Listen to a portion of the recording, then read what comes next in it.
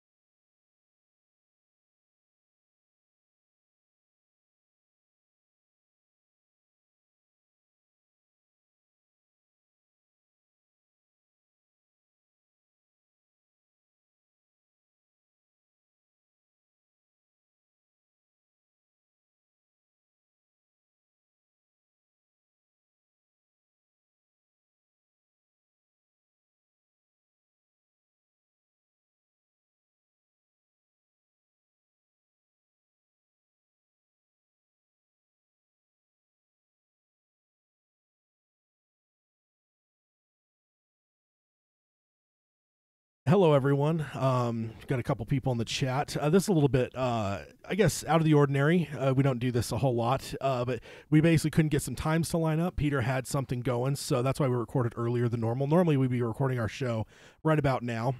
But we actually have a special guest that we want to have on.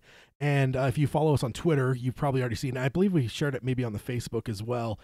So we're want to interview, and I'll introduce him now. It's EJ Spokane, and he is the artist behind the Dark Tower Lego build that we had on our Twitter and Facebook that we're all geeking out about a little bit ago. So, EJ, how you doing? I'm doing great, Ted. I'm glad to be here, and it's cool to talk about my Lego work and talk about the Dark Tower. Yeah, yeah, absolutely. So, yeah, we'll just dive in. Let's talk about. Do you have a preference on talking about your your Lego project first, or do you want to talk about the Dark Tower generally first? Yeah, let's talk about the Lego project first, and then Okay. we can kind of dive into the other Okay. Dark Tower paraphernalia. But yeah, I think someone. So how did you find out about this build that I made? I actually don't have the tweet, so I can't give the credit to the person. But there was somebody that was at a show. I believe it was in Louisville, Kentucky. Does that sound Okay. right? Yeah, so I do a lot of different shows across the country. Some people might not really be into the Lego world like I am, but there's lots of different Lego fan events that are um, all over the United States. I mean, there's others in across the world, but obviously we're here in the U.S. and I travel around the U.S. So I do about 5 to 30 shows a year, Wow. traveling and displaying my artwork and my creations, things that I built out of Lego. And so the Dark Tower is one of those things that I built. And yeah, so it was on display at Brick Universe in Louisville, Kentucky. Okay. It's also going to be on display at future Brick Universe events this year. So if anybody wants to check it out in person, they can go to the brickuniverse.com website and they'll see all the upcoming shows and they'd be able to see it there. Awesome. Yeah, that's I would definitely recommend that if it's coming to your area, you guys could check out that website and take a look because it's definitely something that's a sight to behold for sure. And I remember even as we were geeking out on it on Twitter, I think there were some people that weren't really getting the scale of it. And actually, I don't know that I did until I zoomed in on the roses and realized that there's a like a Roland minifig. It looks like, and I think that's the moment when I was like, "Holy heck, that thing is huge!" Yeah. So once it's fully built, it's about between 4 and 5 feet tall. Wow. And then of course like the roses that are surrounding it, so it's about 10 square feet total. Wow. Awesome. So you mentioned other projects as well. Like we're definitely Dark Tower focused, but what else do you do? Do you do other Stephen King stuff, or is it like other pop culture stuff? Just out of curiosity. A lot of different pop culture things, stuff that interests me. Okay. If you I've got a website where I've got some of my artwork on display. It's called Art on the Block, artontheblock.com. Okay. But the place where I mostly post new things is my Instagram account, because I work visually, so I post a lot on there pretty much every day. It's just Art on the Block, so art_on_the_block. Okay. It's on Instagram. And so if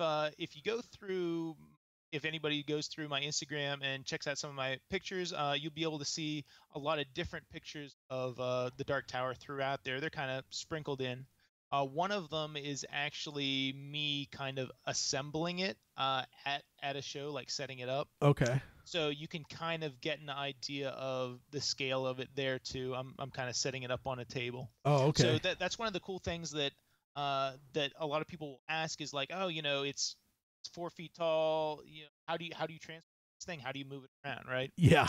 So I have a series of boxes that I fit it into, but that's one of the challenges about building with Lego to transport it and display. It's not like I'm just going to build this giant thing and it's going to be in my house, and I can't get it out of the room.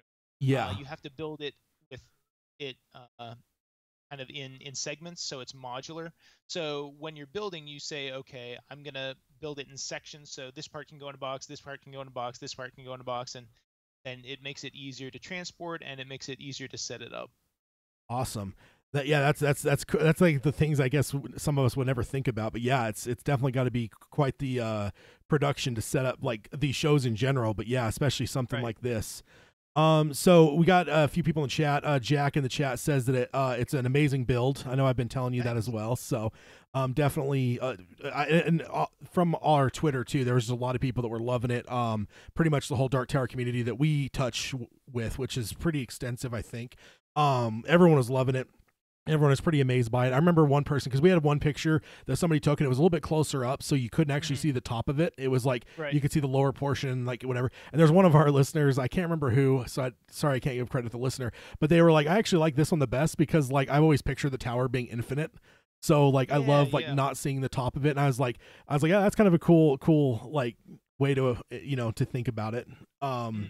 So, also Jack asked in the chat the same thing I was going to ask is how long did the build take? Sure. So this probably, it's one of those things where I was working on it and then I kind of stopped for a while and then worked on it and finished it. I would say I probably built it over about 6 or 8 week period. Wow. And you might also be wondering like how many pieces are in it, right? Yeah. So I would estimate somewhere around 30,000 pieces. Wow. 25, 30,000. But actually, a lot of those is the flowers, because the flowers are a very small piece, and there's 3 little flower pieces on each stem. Oh, and wow. So I would say, there's probably 10 or 12,000 just flowers down there. Wow, that's crazy. Yeah, I just changed a picture on the slide too. That's kind of more focused in on the lower portion. Yeah, that's like one of the things that definitely amazed me, because when I saw the minifig, it's like holy, like it shows me how big it is, but then also just like wow, how many roses there are. And yeah, I think that like also Jack asked as well, was there a lot of planning involved? Like what goes behind planning something like this? It's like a larger build. Yeah, so like I said, when I was planning this, I just wanted to make sure that I was planning it with transportation in mind so that I could take it apart into separate pieces. So I planned it in that respect, like that I could take apart sections, but I didn't really want to plan it in terms of like what the tower would look like when I was finished, because I wanted it to be really kind of an organic process. Okay. And yeah, just to talk about that, if you're looking at a picture of it, you'll be able to see that it's really kind of craggy and twisting and turning, and that's kind of what my vision was for the tower.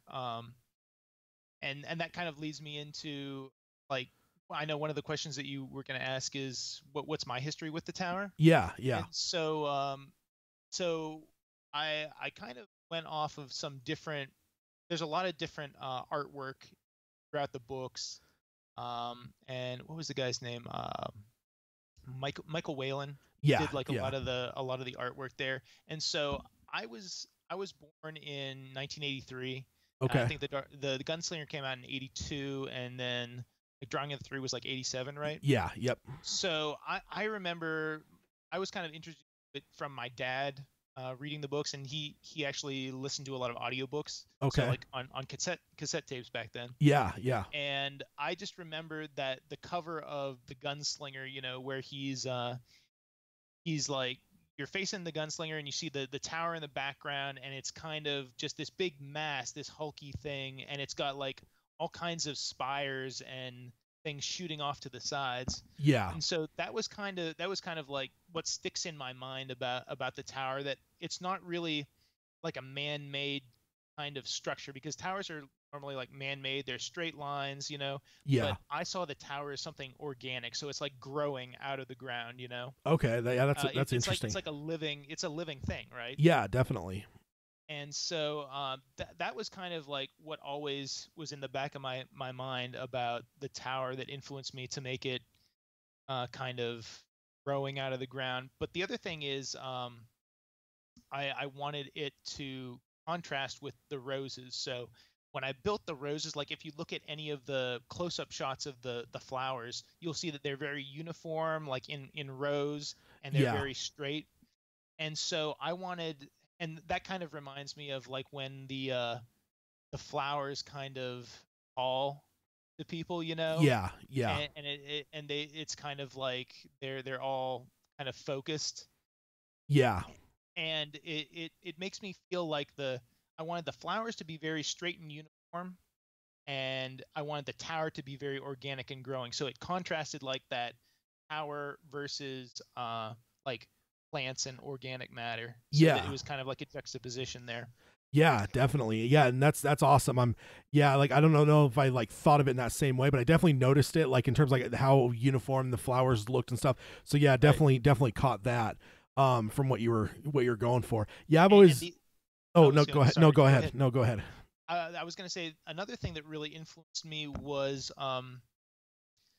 the painting Van Gogh's Starry Night. I know it's Oh, kind of like an off. It kind of doesn't relate, but I always kind of envision like when you say Starry Night, like I'm sure everybody can picture that what that yeah. looks like, right? Yeah. And I always pictured that um, it's like a cypress tree, right? And it's growing. I always pictured that as the Dark Tower. Like from when I was a little kid, I always thought like it was, I thought it was a tower growing there. And like Yeah. listening to the books with my dad when I was a little kid, I Uh-huh. always imagined that that was like the Dark Tower in that picture. Oh, okay. Yeah. Yeah, that's awesome. I it's actually one of my favorite pieces of art of all time Mm. probably. I love that painting. So yeah, that's cool though. I've never really thought about it that way, but yeah, now you just connected two wires in my head that I'll never be able to unsee, which is great. I love that. Yeah, But yeah. yeah, that's really cool. Yeah, I've always liked the kind of this look cuz I feel like yeah, as you go through and like even Google image search like the Dark Tower, you're going to see some that are a little bit more like jagged and stuff like that, but you also have some that are way more like symmetrical and stuff. And Right. yeah, I've always been more of a fan of this, and I feel like even the movie, for better or for worse, at least the tower had kind of more of a jaggedy look to it that I appreciated.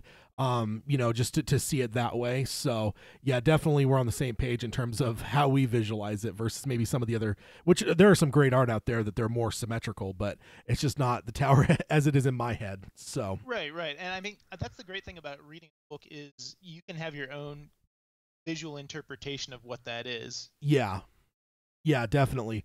And I think like for me, like the Dark Tower itself, like that whole portion at the end there, like coming into the Field of Rose and stuff is one of the most visceral images in my head from the books. Like every time I get to that or even think about it, I start to get like chills and stuff. Like it's just such a maybe it is building up to that for so many books and so many years that it took to Hmm. get there, but it's like once you get to that, like it almost just feels like otherworldly even when you're reading it, and it always takes me away for sure. Oh yeah, absolutely. Yeah. So now, in terms of like, what about Lego? Like, how did you kind of start with Lego? Is it like something back to childhood and like, Yeah, so I mean, I've always, since I was a little kid, I built a lot of things with Lego, and it's it's just always been something that's fun, to be creative. Through high school, I stopped playing Lego, stopped building, and that's what a lot of people in the Lego community call your dark ages, which is like where you're not playing with Lego anymore, but then you come out of your dark ages, and then you start building with Lego again. So when I was in college, I heard about a Lego show in Washington D.C. and I probably didn't mention this, but I live near Cleveland, Ohio, okay, and so I heard about this show in Washington D.C. This was 2005, and I was like, oh, that sounds like fun. I'll go check it out. So I went out there to this show, and all these people building all kinds of awesome things, giant buildings, huge spaceships, just train layouts, all kinds of cool stuff, and it was really inspiring. So that kind of got me back into building Lego, and so I've been doing it ever since 2005. So 14 years now, and I started out just going to like one show a year, two shows a year, and now, like I said, I'm gonna do 25 this year, I think. oh wow, yeah, that's awesome, and I think it's got to be fun to like. I can only imagine what it's like the behind the scenes, what that looks like when those shows are being put together. Like, is it just like a bunch of people like basically building stuff, right? Oh yeah, yeah, it's a big production. I mean, if I mean, it's just like any kind of Comic Con or Wizard World or Yeah, thing like that, where the entire show floor is just filled with things, but it takes an army of people to make that happen. And so yeah, like we usually get there on Thursday or Friday, and we're setting up, and you know every person has their own individual layouts or buildings or things that they've built, and they're setting it up, and then you have the event and people come through, and it's great to talk to people, and we'll ask questions, and talk about it and take pictures, and it's a lot of fun, and then you tear it down and you go home, and Yeah, I mean it's a really awesome it's a fun thing to do. Yeah, for sure. So what's the reaction been to this piece, to the Dark Tower Lego build here, like at these So events? I will tell you this. I first built this in 2010, so it's been around a while. And the first year that I built it and displayed it, uh, Lord of the Rings was really big, like in the movie Oh, theater. yeah, yeah, yeah. And so everybody was like, "Oh, look, that's from Lord of the Rings," and I was like, "No, no, it's not." And so like I had to tell so many people that I made a sign for myself. So the sign says Stephen King's The Dark Tower, so that people wouldn't be confused by it. Yeah. Um, so I have so in some of the pictures that you might find online, you can kind of see the sign in some of the pictures where it says Stephen King's The Dark Tower. Yeah, yeah, And yeah. so I've been displaying that since 2010. I displayed it I think for probably a year, maybe a year and a half, and then I put it away. It was in boxes, and then when the movie came out, was that 2017?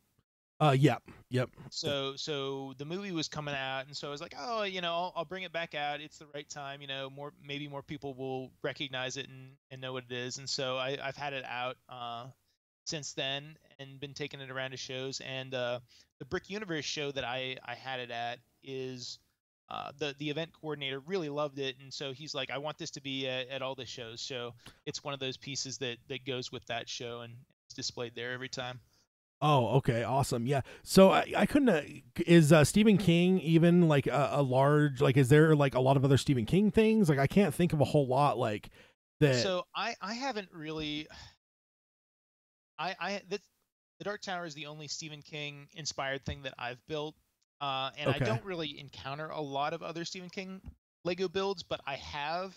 Okay. There was one show I was at. I don't remember which one it was because I do so many, but they had like Blaine the Mono, Oh, wow. and it was really cool, and they had the city, I think Lud, Yeah. Okay. and they had like Susanna and Eddie, and they had the gunslinger and Jake and Oi, and just in some different scenes where they're kind of like traveling through the city.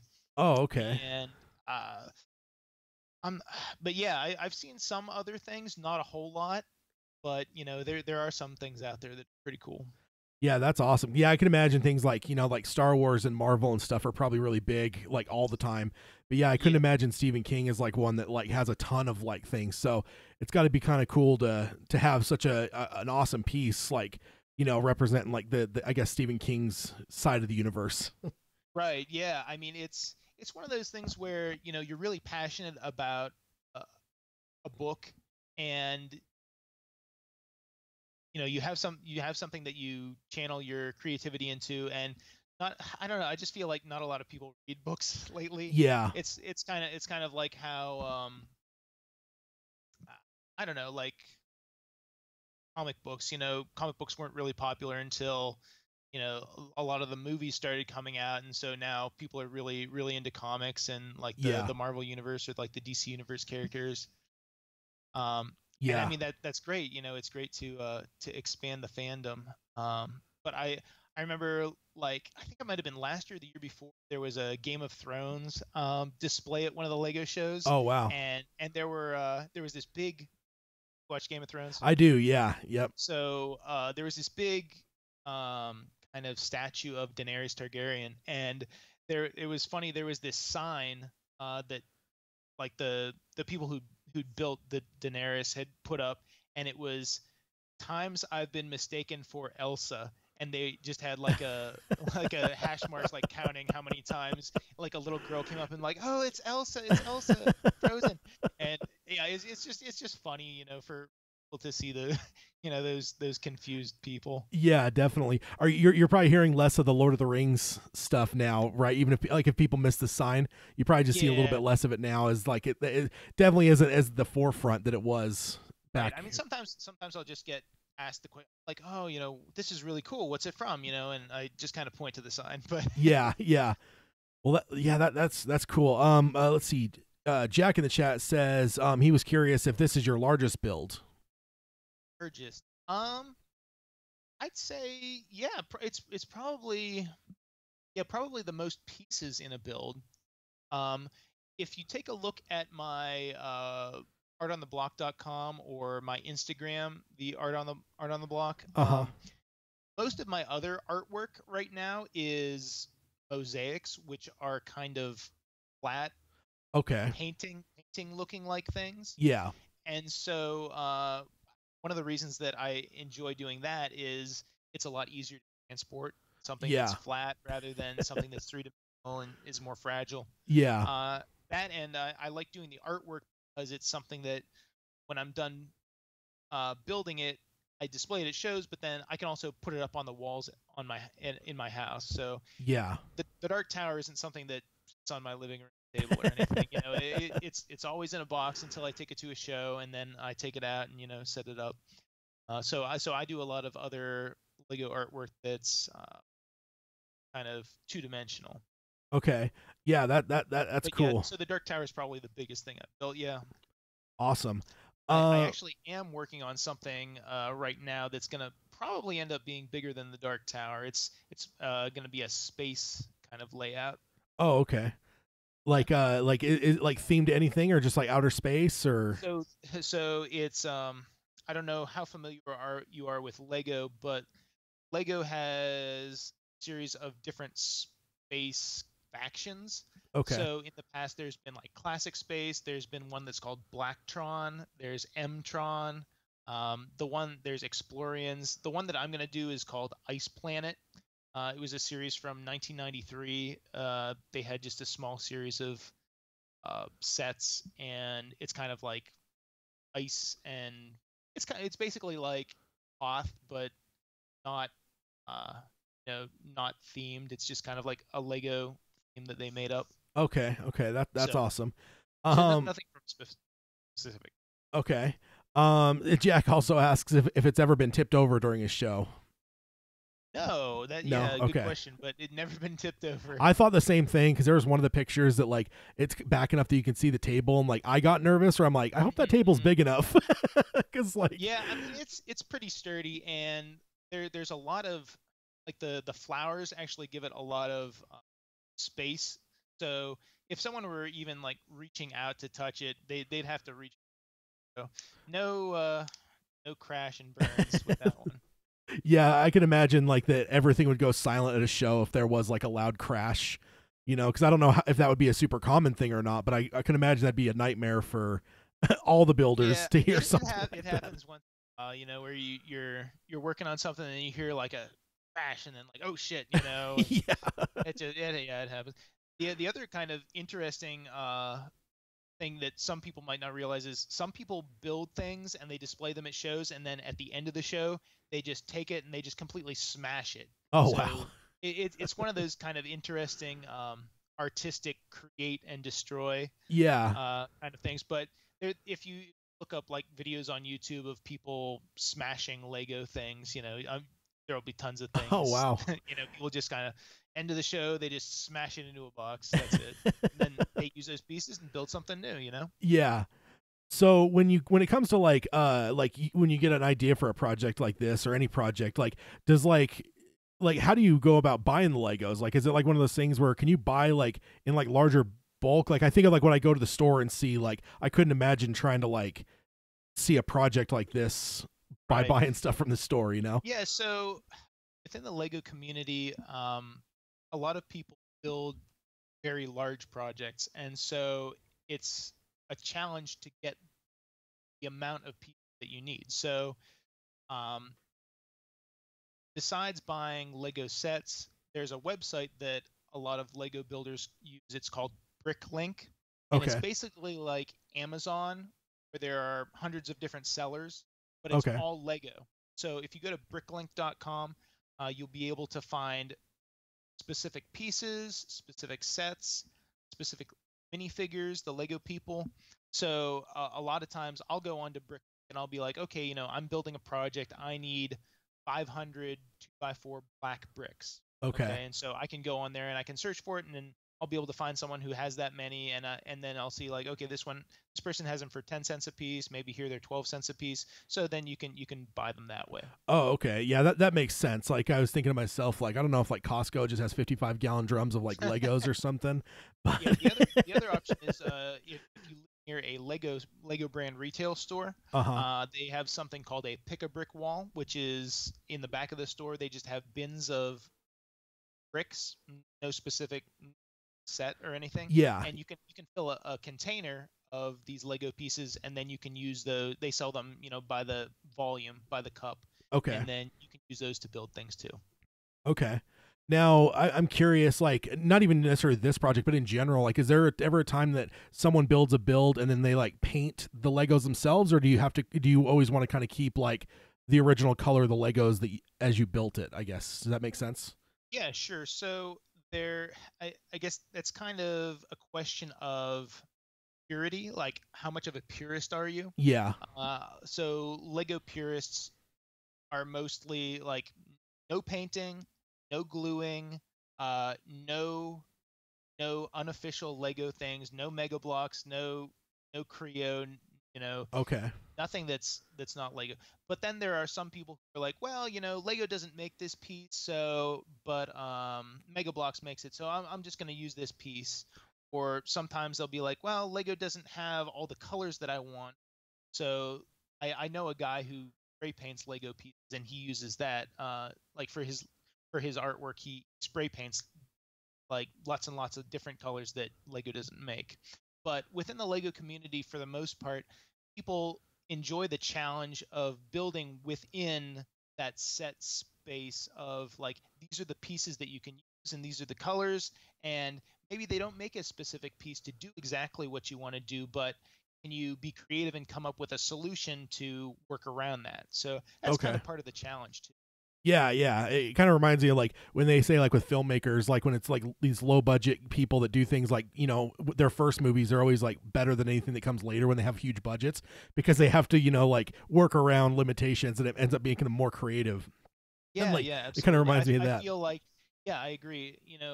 When you're limited, or when you have constraints, that's when I feel I can be most creative. If it's like, okay, I can do anything and there's no limits, then I feel like I have no focus, you know? Yeah, yeah, definitely. So I have a picture up right now that's kind of the kind of mid tower. Now was there? So you have Roland. Did you think about maybe the Crimson King, or is he there and I missed him, or No, like? there no Crimson King Okay, there. Just rolling. And just actually, I'm not sure which picture you're looking at, but when I first built it, my Roland was like that cover of Michael Whalen. So he's got like the brown kind of wavy hair, and he's got like the yellow face. okay.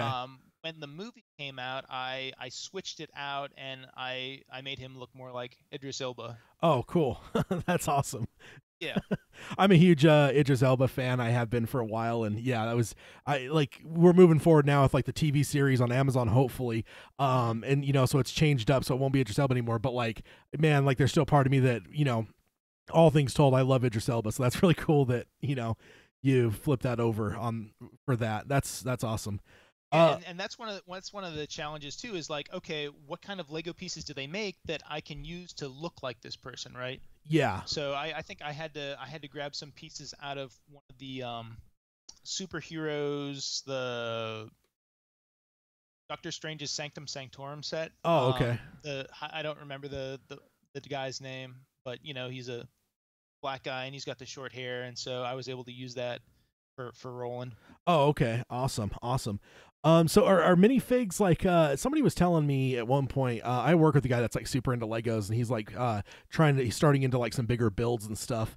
And he was telling me that, like minifigs are like have kind of become really collectible and there's like people that will like buy sets just for the minifigs and stuff to like collect Oh them. yeah, yeah. I mean, just like anything, it's a collectible. Yeah. And a lot of times there are exclusive figures. So say you want a specific figure, but it only comes in like one set. It's like you want Commander Cody from Star Wars. He Yeah. only comes in one set that was made in 2006. Okay. So, if you want to buy them right now, it's going to be like $40, Yeah. just Okay. for a little guy. Or like right now, the new Avengers sets are out, and so like Thanos, if you want the big Thanos figure, he only comes in like the big $100 set. Okay. So you'd have to buy that to get the bigger figure. So yeah, they're really collectible. There's also collectible series. So they have like these blind bag um, pouches that you can buy at stores. They've had Disney. They've done Harry Potter. They've done like when the movies come out, Lego Batman movie, Okay. things like that. So those are kind of mystery figures that you buy the figures, and I want to collect the whole set, so you have to buy like a ton of them to get all the ones that you want. So Yeah. yeah, very very collectible. And then of course they do like the San Diego Comic Con exclusives. They do Toy Fair exclusives, things like that. So some of those figures can get pretty pricey. Yeah, I can imagine. Does that ever like make it hard to do a project because like maybe you can't get your hands on the right minifigs or anything, or like not that you can't, but like that maybe they're out of the price range of like what you really want to do just for a minifig? Or I guess, does that ever limit you, like the collectability aspect? Um, not really. I mean, there are some parts that might be more expensive. Like, maybe there's a specific hair that I need to for this figure that like the Idris Elba figure. If I wanted that specific hair, and maybe it only came in one set that was, $100 set, I might end up paying $3 or $4 just for a little piece so that his hair looks right. Oh, okay. I Okay. mean, for the really exclusive ones, I mean, not me personally, but maybe some people do. Okay. Yeah, that makes sense. Yeah, that kind of reminded me of like, my dad had like a lot of like vintage toys, but like if you lose like for Star Wars, I mean, I'm sorry, and like Sure. like he like if he lost like a gun or a cape or something like that, getting on eBay and paying like $20 for a like a little tiny 3 3/4 Yeah, blaster or exactly. something. I It's mean, that's crazy, how it but is. That's how it is. yeah, yeah. Yeah, so now we're looking at the top. So like when you were building this, I guess, like what was the moment of like completion? Like was there like a final touch? Was there like what's the moment for the first time that you were like looking at the finished project? So, like I said, I kind of started this and then I stopped it and I started, and like I said, the first time that I displayed this was in 2010 Okay. at a show called Brick World, and this was Brick World in Chicago, and that was in June. So Brick World Chicago, June 2010. It's one of those things where I wanted to display this at the show, and it was like crunch time. Like 2 days before I'm leaving to pack up to go to the show, I'm like, damn it, I'm gonna finish this. It's gonna be there. It's gonna be great. And so I spent like the last 48 hours. I might have slept, I don't know, maybe 5 hours in the whole last 48 hours, just building this and kind of putting it together. And so it was just kind of like crunch time. And like I said, I didn't really have a plan for how I wanted it to look or exactly how tall I wanted it to be. But it was just kind of like I was just going with what I felt, Okay. and kind of making the pieces, putting the pieces where I wanted, and I kind of wanted to twist. If you look at it from one angle, you can kind of see it kind of twists back, and then it kind of straightens back out. Yeah. So I want, like I said, I want it to kind of be kind of growing and kind of organic like that. So it was kind of like crunch time, and I was like, I'm gonna do this, and I finished it, and I think I finished it at probably like 3 o'clock in the morning, like the night before I was gonna pack it all up and take it to display at the show. So Oh wow. yeah, it was kind of an intense process. Yeah. Jack in the chat mentions that very similar with the stop and start building it. It's basically the same way that King wrote the book Stop and Start Yeah, over a yeah. period of time. Yeah, I So remember, good like company I was there. saying, when I was a kid, I grew up listening to the Dark Tower series with my dad, and yeah, I mean, like the Gunslinger Drawing of the Three, and then the Wastelands. But then yeah, it just like after Wizard Glass, it was like between the Wasteland. I think like between the Wastelands and Wizard and Glass is kind of when I really felt like, oh my gosh, when's the next book gonna come out? Yeah. Yeah. Yeah, so you were, because that's one of the questions we have that we ask kind of like people that are like new to the show and stuff is like we ask like how do they come to reading the series, because like that's kind of one of the like things we try to get to, because there's people listening that are like, you know, like they read the first book like back when it was first out, and like then so they've kind of seen the whole thing happen.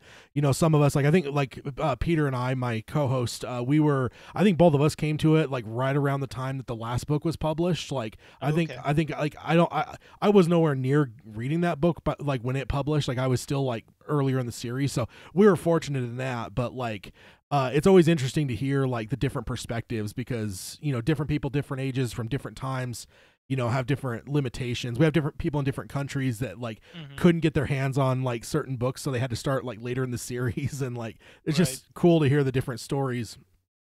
So yeah, absolutely. with the, I guess with you said like so you kind of came to it through your dad. So I would assume that Dark Tower is probably kind of a special thing. Does that stand apart from like other Stephen King works and stuff, or like was your dad into like like a lot of Stephen King? He was into a lot of Stephen King. Like I said, he he had them on audio tape, so we would listen to them in the car because we did a lot of driving. I grew up in rural Pennsylvania, and so you know, just driving around a lot. Yeah. You know, and like just to get to the grocery store is like a half-hour drive. Yeah. And so yeah, we'd always listen to that. I remember listening to The Gunslinger and The Drawing of the Three, and then The Wastelands, and like those are the ones that I really remember the most, that stick out in my brain. And but he listened to other things, like I remember like Four Past Midnight, the like Insomnia, um, just a lot of different books that, you know, he got them all on tape, and just whenever we were riding, you know, he'd play them in the car, and we were listening to them. Yeah, that's awesome. So like Frank Muller is the one that does the audios. Did you listen to those ones, or was it the Stephen King ones for those originals that you listened to? Yeah. I listened to the original Stephen King reading. Okay. But then of course like the later ones, Muller did those. Yeah.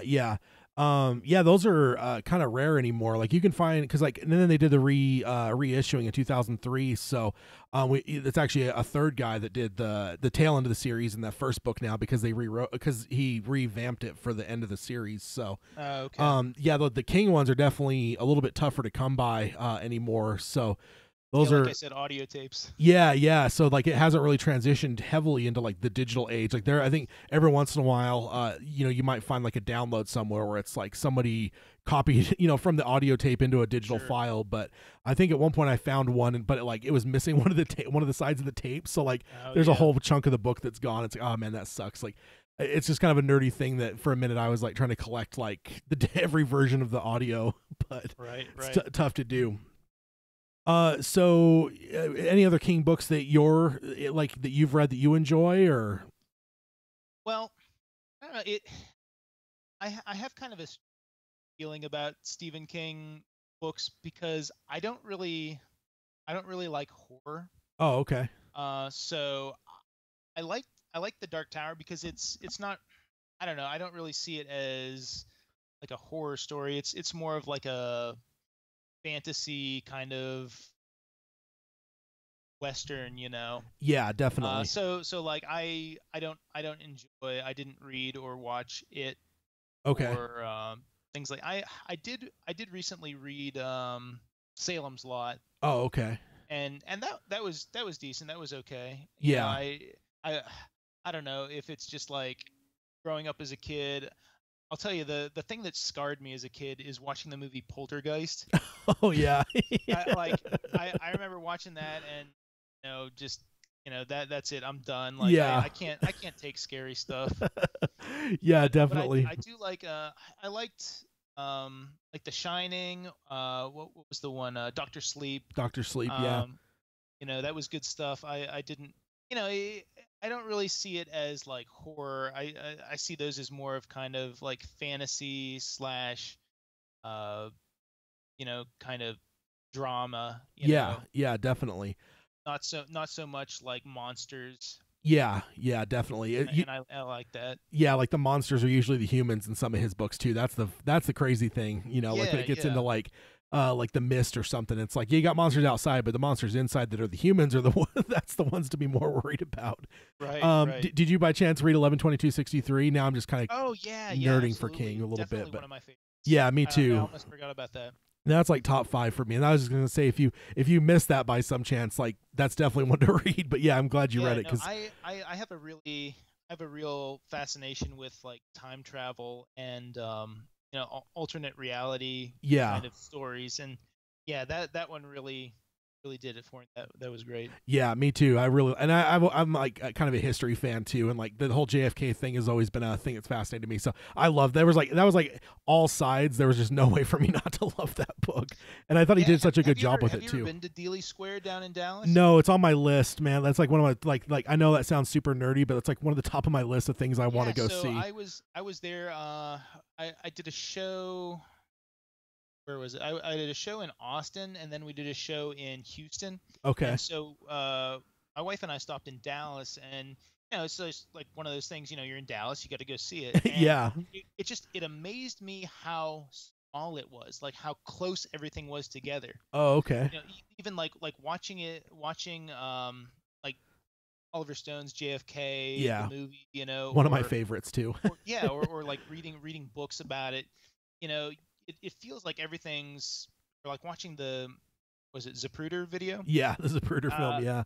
Like everything seems like spread out, but when you're there, it's like 10 feet from the grassy knoll to the road, and Oh, it's wow. like, oh my gosh, like it's such a small area and a small space, and you'd be like, wow, like I can't believe that this happened right here, and it's just it's really intense. And then the JFK Memorial, which is there, is a really cool, really moving piece of architecture that I wasn't expecting. I didn't really know about it, but you look up the JFK Memorial, it's really cool. Oh, cool. Yeah, that's definitely on my list. Like, and that's interesting because yeah, with the pictures and stuff, it just even the pictures like it feels like wide Yeah, and spread out.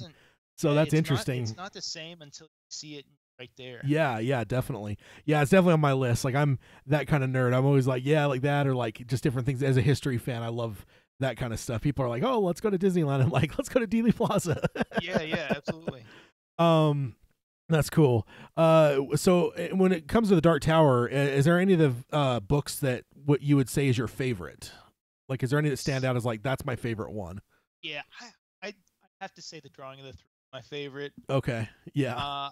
I love the story of the quartet coming together, and being introduced to the characters is really, it's really powerful. Yeah. Yeah, and like, did you? So I guess with like going through it with your dad, did you have any like what was your feelings about the first book? Because like that one's so stylistically different than everything else. But if you're coming at them in order, like there's no way for you to like account for that necessarily. But is the first book one that we're all aboard with all from the beginning? I guess. So yeah, the first one, I always felt like the first one was really short, and I like I didn't really feel like a lot happened. Uh-huh. Yeah. I mean, stuff happened, and you learn a lot about the characters, but I felt like the machine didn't really get moving until the Drawing of the Three, like the meat of the story. Yeah. Yeah. Yeah. Because we've had a few people, and myself included, that like were a little bit on the fence a little bit after the first book, where it was just like, okay, that was all right, but like, man, that's so weird. It's like even just the language of it is like very different than most of the rest of King's writing. And like honest, but for me, like it was Drawing of the Three was the one where like within a few minutes I was like, okay, I'm in, and like especially like absolutely. Once you get to that first door with Eddie, like I was just like, wait, holy shit, that's our world. That's an airplane. Like what the hell? Like I'm in. Like that was the point that like I was never going to stop reading this series. So yeah, that's definitely book 4 is my favorite. I love the flashback stuff.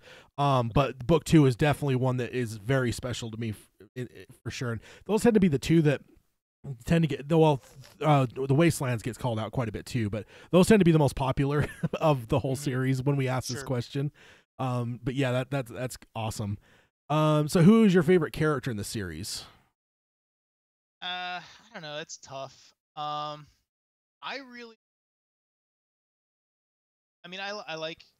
like Roland and the Quartet, but honestly, one of my favorite characters has always been Court. Okay, awesome. Yeah. I don't know if you ever get that. Oh, I love him. Yeah, he's one of my absolute favorites. But he's so cool. I feel like whenever Roland reflects back to his teachings with Court, you know, Court was always very very demanding and very you know, I don't know. He always kept them, you know, under his thumb, you know, very controlling. And I think, you know, Roland learned a lot. And I don't know, he seemed like he's a really strong character. And you know, being Roland's teacher, I think is pretty important. Yeah, definitely. Recently, somebody blew our minds because we were talking about the miniseries for Amazon, hopefully, or the series, I guess, not miniseries. And somebody on Twitter had dropped Vincent D'Onofrio as Court. Oh, that would be good. I was like, oh man, that like blew my mind, and like that would be so cool because he is like incredible. Yeah, Court, I'm with you. I love Court. He's awesome. So we have actually found, and actually myself, funny enough, I actually stalled on the series in the fourth book, which is now my favorite. I actually heavily disliked it when it first came out, or not when it first came out, when I first read it, because I was like, I want to get on the path of the tower, and suddenly we're going to do like this, you know, 600-page diversion. Why do I want to hear about all this stuff that happened in the past? Like, let's get to it. You know? Yeah. So I actually stalled out in the middle of the fourth book, which is now my favorite book. Was there ever a point that you stalled out in the series at any point where it was like, because we've actually found a lot of people have actually at different points of the series have just kind of hit a spot where they're just like, no, not right now, and then they just kind of put it away for a while. Did that happen to you at all? Yeah, I mean, I'd agree with you. I feel like when Wizard and Glass came out and I read that, I was like, you know, this isn't the continuation of the story that I was expecting, you know, because it's all the flashbacks and everything. And, I mean, I never really stalled out because it was just like, okay, you know, it just came out and I was like, okay, I got to get it, and I got it, and I read it, and I was like, okay, you know, okay, I hope the next one's better, you know. Yeah. Yeah, indeed. So have you reread the series, or do you reread it like on any kind of regular basis, or is it just like kind of back when you first read it? I haven't. Oh well, I went back and I think I reread the Drawing of the Three. I don't know, a number of years ago, just because, like I said, that was one of my favorites. Yeah, definitely. I haven't reread the whole series. Okay. But you know, I after getting some correspondence with you and just kind of going through some of the things that we're talking about now, it kind of makes me want to go back and start it over again. Yeah. Totally. Like me and Peter, like, we were just best friends, and like instantly after I got into it, I'm like, I got to get him into it so I have someone to talk to about talk about this. Yeah. And I see that you do like a book club too, like a reading, and then you discuss it, right? Yeah, so we kind of go like word by word and just kind of go through. And the premise of that is like with our roundtables, like we just spoil freely. So if someone was to find our podcast in the middle of reading the books, like we wanted the book clubs to be a spot where we never go past where we're reading, so that we can just like kind of have a safe spot for someone that may not have finished it. But it also gives us the ability to like maybe find the smaller things that are like really cool things to talk about, but like you're not going to think of when you're thinking of the whole thing as a giant picture. Right. Yeah. I was one of your podcasts. I think maybe from the last one you did a few weeks ago, and you bring up the question of like hat versus no hat. yeah. We I can't even remember when that first came up, but like it was actually around the movie because people were kind of bitching about Idris Elba not having a hat, and I was like, well, in the first couple lines it says that he lost his hat years ago. And then Peter was doing a reread and realized like, wait a minute, it keeps referencing a hat. So we started like as a joke, just kind of like the hat watch. We're like, sure. When is it mentioned? So put me down for no hat. Okay, I mean, okay. that's just me, because my Lego figure, he has no hat. Okay, all right. And I like, again, I think they're both like legitimate like views and beliefs, because like King kind of goes back and forth on it a little bit, and like Yeah. and yeah, I feel like either way, like it's weird though, because like sometimes I feel like I picture him with it, and sometimes I picture him without. Usually it's without though for me. I don't know why, just because maybe that first line was like, as I was forming that image in my head, it was definitely with no hat. So that's awesome. So let's see. The most did the series bring you like an emotional moment of some kind? Like, what's the most emotional you had while reading it? Could be sadness, excitement, joy, or anything in between. Like fist bump, like anything. Yeah. So, I mean, the, like I said before, when I first started reading or listening to the story, I was young, so I don't know. I was definitely less than 10. I was probably like 8, Okay. 7 or 8, when I was listening to this with my dad. And I think, uh, like in the first book, in the Gunslinger, when Jake dies and says, there are other worlds than these, that really struck me. Okay. Yeah. Probably just because I was a kid at the time, and this kid dies, and it's Yeah. just kind of like I don't know, like a big loss. Yeah. So I have to ask, because we got, actually, I know a number of people in our that listen to us have kids and stuff, and like I know some people even bought. Did you see that around the time of the movie they came out with an actual Charlie the Choo Choo book?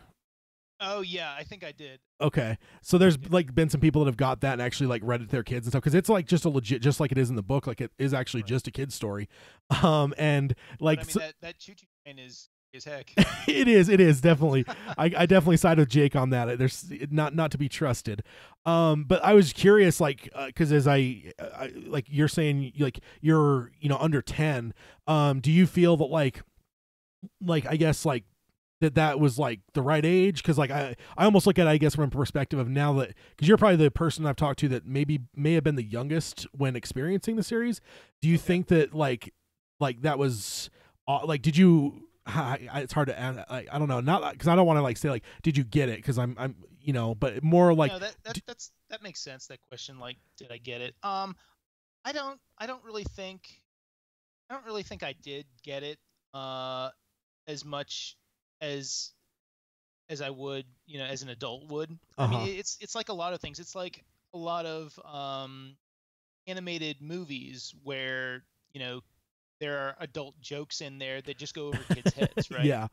I mean, there's tons of that. I know it's kind of like that, where I don't know. I mean, my dad and I always did kind of, I don't know, things that, like, I don't think he really thought about my age as being like, oh, he's too young for this. I Yeah, remember definitely. like going to see Predator in the movie theater, with my dad, and you know, like, swearing wasn't really a big issue. I mean, like, my parents never swore, but like, uh media, like these or Yeah. books and things, like, violence wasn't really, I don't know, he kind of, I was exposed to those kinds of things, but you know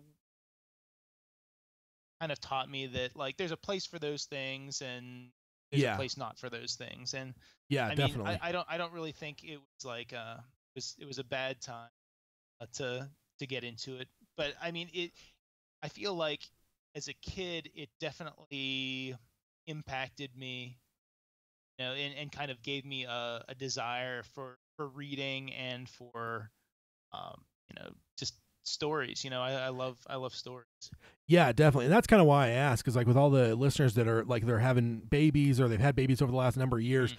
I like I have to imagine, like, from their perspective, there is an element of like, well, when can I introduce things to them and stuff. And I'm with you. Like, I was like never really sheltered against anything, I like horror movies and stuff, like action, like all the violence. Like I said, like it was Poltergeist still scarred me. Like I'm done after that. I remember watching Poltergeist with my dad, and I had to tell him to shut it off because it was too much. Yeah.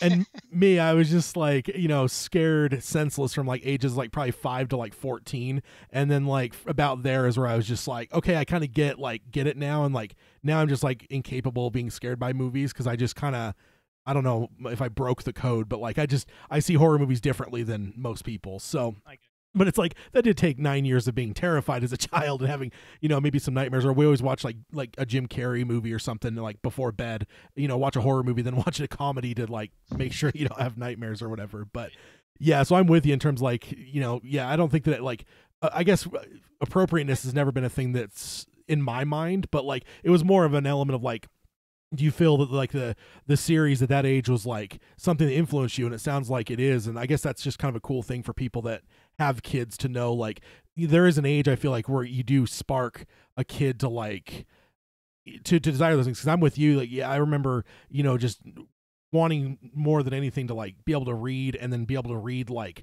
longer books. Cause like people around me were reading constantly, my parents and stuff. And I mean, like when I was growing up, we did, I don't know. Maybe there were books like Harry Potter, that are like super, super popular that kids can really get into and just devour like a giant book, right? Yeah. I don't know. Like for me growing up, it was Stephen King or Lord of the Rings. My dad had that on audio cassette too. So like those are things that I kind of grew up with, and that kind of like made me want to read and get into books. Yeah, definitely.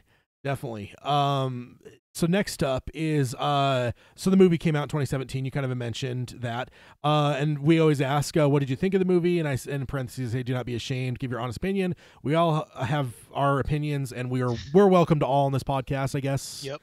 So we're not going to like shame you one way or the other. Peter and myself actually enjoyed it for what it was.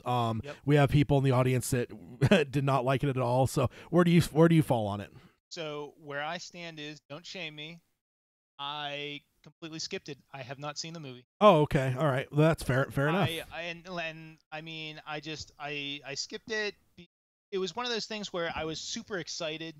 Like when I built the Dark Tower, in 2010, that's back when they were talking about doing like movie, TV series, movie, TV series, movie, like the whole kind of like giant concept. And I thought that would be cool. Yeah. And so I was super excited when the movie was coming out, and then it's one of those things where I kind of waited, and I was like, oh, it's kind of getting bad reviews, and some people, I don't know. I felt like most reviews that I read were lukewarm at best.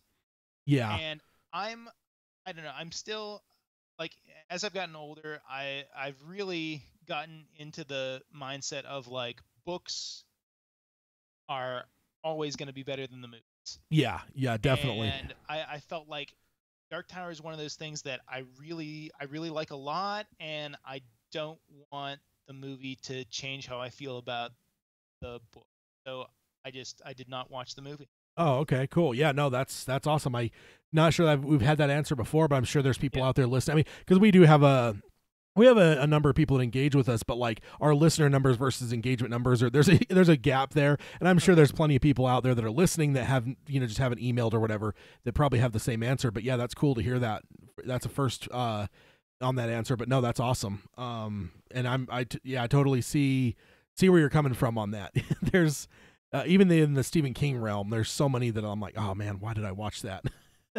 Over the years, especially like in the late 80s, early 90s, there was some rough Maximum Overdrive. Yeah, there was some rough periods there. And nowadays you can like find like a 10-pack of like shitty Stephen King movies in like the $5 bin at the store, because none of them are worth like the disc they're printed on. So next one, this is kind of a one that it may just be a no, but do you have any cool stories about reading the series? Like we had some people that were like, like on a train when like the Blaine portion, like just things like just anything that may pop out where it was like a really cool thing. We had one person that was at the one of the game 6 or 7 of the Red Sox first World Series in whatever 80 something years, and it was like had read it like to finish the series like that day or something. So like just anything like that, anything out of the ordinary. No, I don't think anything really out of the ordinary. I just feel like, just like I've said, I kind of have a special connection to it because it's something that my dad and I listened to, and I grew up with as a kid. So nothing really coincidental about it, I guess. Okay, yeah, no, that's fine. I every time I like get to that one, I'm like, man, is that one just too specific? And like some people have those stories, but like a majority don't. But because I don't even know that I really do necessarily. Like it was more just like consuming it, and then like I said, like making sure that like get Peter or someone on board because like I knew I needed someone to talk to about the series. Like it was just. So I know you said that you got into the series. Was it just before the last book or just after? Yeah, just like in the early 2000s. It was probably right in the period. It was after the accident had happened. So it would have just been right in that period. I was way into Stephen King, and I kind of like knew that like the Dark Tower like existed. Not that I even knew minutely what it was, but I knew that there was like something that Stephen King did that was kind of a series. It was big, but like there was part of me that kind of gave it a wide berth. Like I was just like at the time consuming a lot of his books for the first time, and so I was going through and hitting like the heavy hitters, your It, The Stand, The Shining, just all these different things, and I kind of knew it was there, but I was like, I'm not going to go there because it's just too big right now. Like let me just dabble with all this other stuff. Yeah, and I feel like it's kind of different than most of his other work. Yeah, exactly. And like it was one of those things too, like, even just hearing like, oh well, I listen to like him at a convention where he asks like people, like a whole audience of his readers, like to raise their hand if they've read one of his books, and every hand goes up, and then he's like, keep your hands up if you read The Dark Tower, and all but like 30 something percent of people's hands go down because like not even a lot of King fans have read them. So really? I was, yeah, like, and I don't know how that holds up now, but that was something a story he's definitely told over the years, that like when he goes to like book signings and stuff, like unless it's a Dark Tower book, probably, it's just a lot of his fans don't even get into the series as much as they do some of his other stuff. And like, so I kind of knew all that. And I just kind of wanted to get like made sure I approached it at the right time, I guess. So by the time I actually jumped into it, it was probably like 2001 to 2003 ish, somewhere in there. So yeah, like, and I don't think I hit it really fast because the first book I kind of dragged through. So yeah, it was probably right around 2002, 2003. So right near the publication of the last book in 2004. By the time I was like in the series. So okay, cool. Yeah, so I'm lucky in the fact that it didn't have any like the cliffhangers. I can only imagine. We always talk about book 3 to book 4, that cliffhanger. Yeah, and being one of the biggest gaps between the publications too.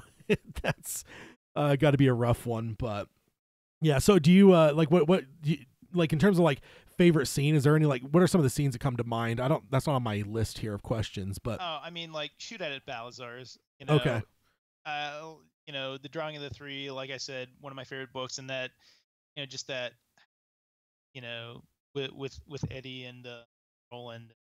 Yeah, that's just one of my favorites. Yeah, for sure. We're right in the heat of it now in terms of in our book clubs. Now we're very slow in those because we are going kind of each section at a time, and we're also really bad with like tangents and maybe talking way too much about some things, like, but that's what I love about podcasting is that you can do that. But like we're just getting to like we got Susanna out the door and we're just about to meet Detta in our book club series in like the next episode. So it's we're right in the heat of book 2, and I love it. We've spent almost a couple years in there now because the movie really sidetracked our book clubs, just doing a lot of coverage on the movies. But we're back kind of plugged in doing the book clubs pretty regularly, and yeah, we're about to zip through the rest of this book for sure. Cool, very cool. And then last up, if you were recommending the series to someone who didn't have the first clue about them, how would you explain the series? Okay, so this is something I actually have to do a lot when I'm at a Lego show and people are like, "Oh, what's this?" And I say, "It's Stephen King's The Dark Tower. Have you ever heard of it?" And they're like, "No." So it's one of those things where I've got to be able to explain it to them extremely simply in like, I don't know, 10 seconds, right? Yeah. So I usually say, this is a story written by Stephen King, and it's about this guy, Roland. He's a gunslinger. He's like a cowboy who is on a quest to save his world. and so he goes in search of the Dark Tower, which is like the linchpin for holding the universe together. And so he goes in quest of the Dark Tower to save his world. Okay.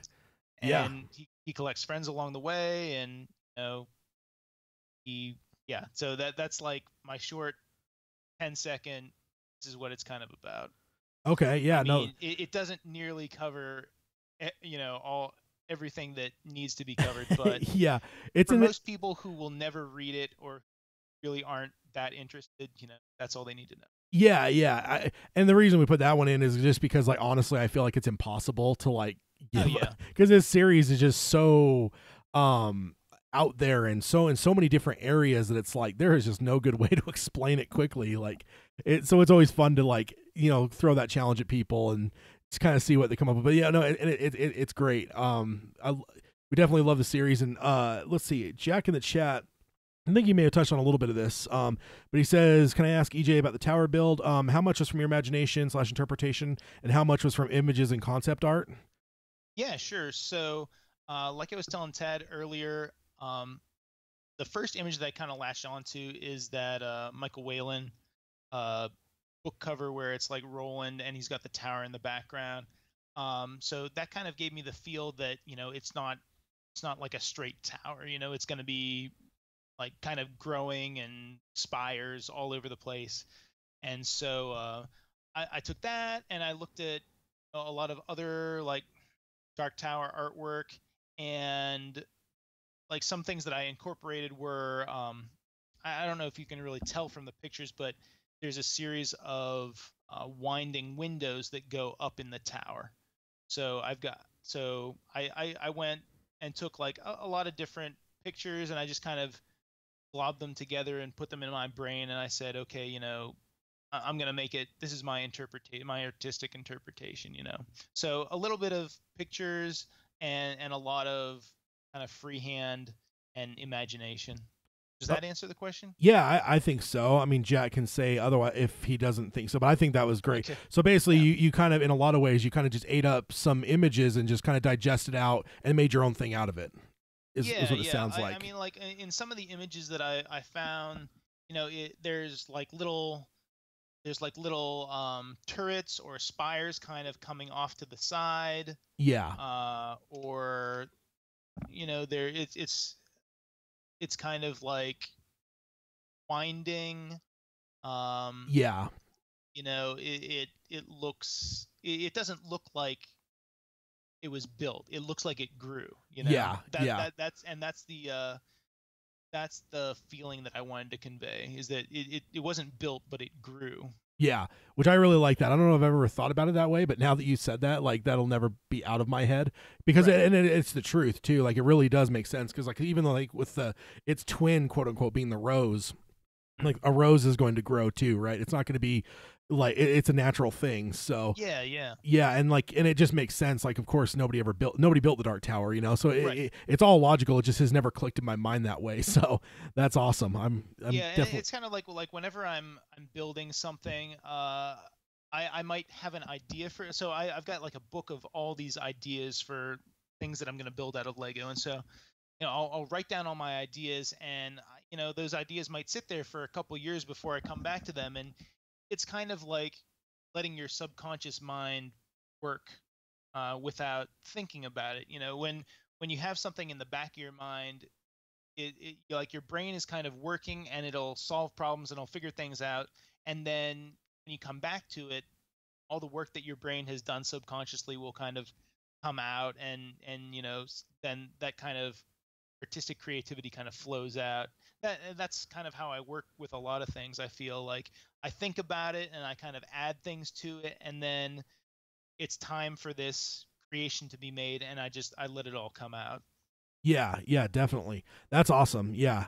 And that's what I think, like, to me, it amazes me, because like I'm just like, I'm not creative in this way, I guess. Like somewhat of like writing is about the only thing that I'm like even slightly whatever at, but like so looking at this is just so amazing to me, because it's just so beyond like my brain to like not only come up with it, but even just to build it would just be way beyond me.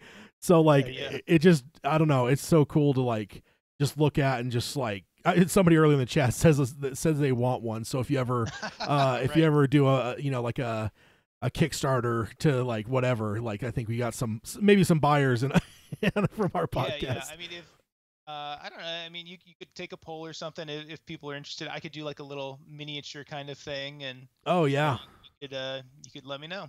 Yeah, definitely. Yeah, I think that's most what I've got on the questions here. Was there anything else that you wanted to convey that maybe I didn't cover? I tried to get some questions and stuff about the project and then Dark Tower wise parallel. Yeah. But is there anything that I maybe missed by chance? I don't know. I mean, I talked about like how I created it. I talked about like how many pieces it, like 30-ish thousand pieces. I talked about the size. So it's like 4.5 feet tall. It's about 10 square feet. I talked about how I transport it, take it apart, box it up. Talked about inspiration. Talked about how I learned about the Dark Tower. Okay. I don't know. I think much covered everything. And awesome. If people are looking for more pictures or any other thing, like if you type in like Lego Dark Tower, you'll see some other different Dark Towers, but mine's obviously the biggest one. The one that is not Barad-dûr, from Lord of the Rings. Yeah. So when you type in Dark Tower, there's some Lord of the Rings things that come up, but you'll see mine there. And then if you want to check out some more of my pictures or artwork and things, I'm on Instagram, art_on_the_block, art_on_the_block, or you can check out my Facebook page, just Art on the Block. Okay. All that good stuff. And if people like the Lego stuff, we might be able to work on some more things in the future.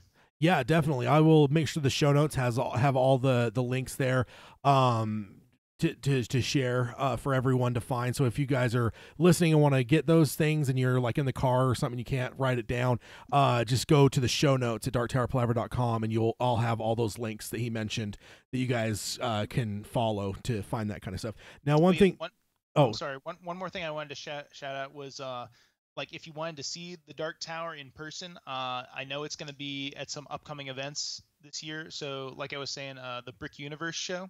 Okay. So we're gonna have a show in Chattanooga, Tennessee. We're gonna be in Columbus, Ohio. We're gonna be in St. Louis, Missouri, Oklahoma City, Oklahoma. We're gonna be in Lexington, Kentucky, and Knoxville, Tennessee. So those are some upcoming shows. Awesome.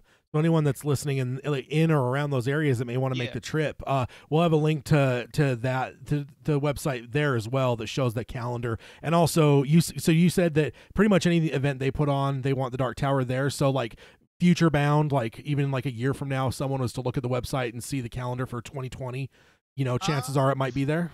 Yeah, there's a good chance. Okay. Not guaranteed, of course. It might be something like a year from now. I might be cycling it out for, like I said, something else that I'm building that's big. Okay. But definitely the rest of this year. All right, awesome. And then Mark in the chat says, I love it. I love your enthusiasm for Dark Tower. You're awesome. So thanks. Definitely want to convey that. Also, I just couldn't help but think as you were going through there with travel, like how does it work with like, do you ever like, how does TSA work with like Lego? Do you ever get like? So I don't fly. I drive everywhere. Oh, okay. So I mean, no flying for me, but awesome. I pack it all up. It all goes in my my minivan and awesome. Take it around, driving all over the place. I only do shows within the United States, so I haven't done any shows in Canada because I don't know, like customs there is a little bit, it can be a little bit tricky. So I just stay in the US. All right. Awesome. Well, yeah, we'll have all those links, like I said, in the show notes. EJ, thank you so much for coming on the show and doing the interview here. Like I said, like we've been pretty excited in our realm here when we found the pictures from Louisville. And yeah, we definitely had to do a little bit of sleuthing to get in contact with, to try to get in contact with you. Like first we had to find out. Absolutely. I'm glad you did. Yeah, definitely. So we're definitely glad that we did and we're able to talk, and show off your project and talk to you about it and talk to you about the Dark Tower. So guys in the chat, thank you guys for joining. I will again get the stuff in the show notes, and this will basically be posted around the same. I'll just post this like separate from the episode that we recorded earlier, but at the same time. So just be looking for that normal time, which is about midweek into next week.